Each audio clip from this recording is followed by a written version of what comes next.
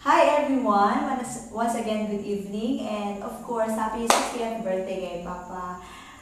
Actually, agihimon ako na video kay gusto na ko magpasalamat sa tanan sa mga prayers. Una sa tanan, gusto na ko magpasalamat sa Ginoo kay syempre kitagala ko niya og another year si Papa to celebrate, and of course it's 60th year na ni Papa sa kalibutan. So dapat yung testimony and dapat ipagpasalamat ako sa Ginoo.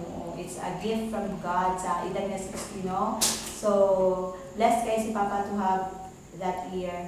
And gusto dahil ako magpasalamat sa tanan ng mga members sa church. Actually, gibingaw na kaayo ko sa inyong tanan. So, I would like to thank you first of all sa inyong prayers kay Mama and kay Papa. And every time na mag-chat ni Papa through Skype, ginayon nila ang mga whereabouts sa mga members sa church, and I realized na especially sa sakit ni Mama karon na realize jud nako na ingana jud ay ako ang love sa mga members sa church. So dili na nako mapangalan ang isa't isa sa inyo, but I know it from my heart. Ginaingon po nila Papa. So thank you kaayo sa inyong tabang, ila Mama, ila Papa, tapos sa inyong prayers nga pinaka-importante din nato na siya nga dapat himuon. Tapos sa inyong financial support, sa inyong mga text messages kay Mama, sa inyong mga inspirational na mga messages, daghan kaayong salamat. Dili jud na ko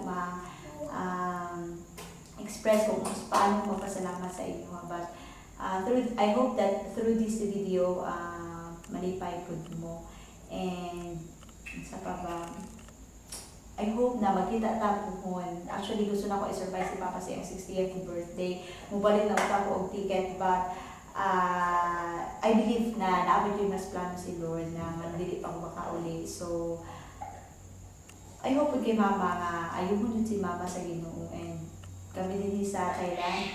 Dagan ka ayun ni nag-pray para sa imong nga maayo ka. So, by the grace of God and by His help, you will be healed in Jesus' name.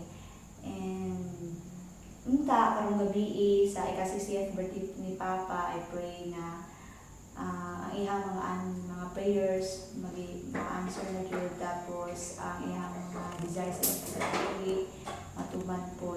Tapos kanang karong gabi as you celebrate sa birthday ni Papa, magpalipayo ng tanan, magpusog ang tanan, mag-bless ang tanan, mag-uli ang tanan nga blessed tapos palipayo. So dahil kayo salamat sa tanan ngayon na buhat para sa ako ang pamilya, and I will not forget it.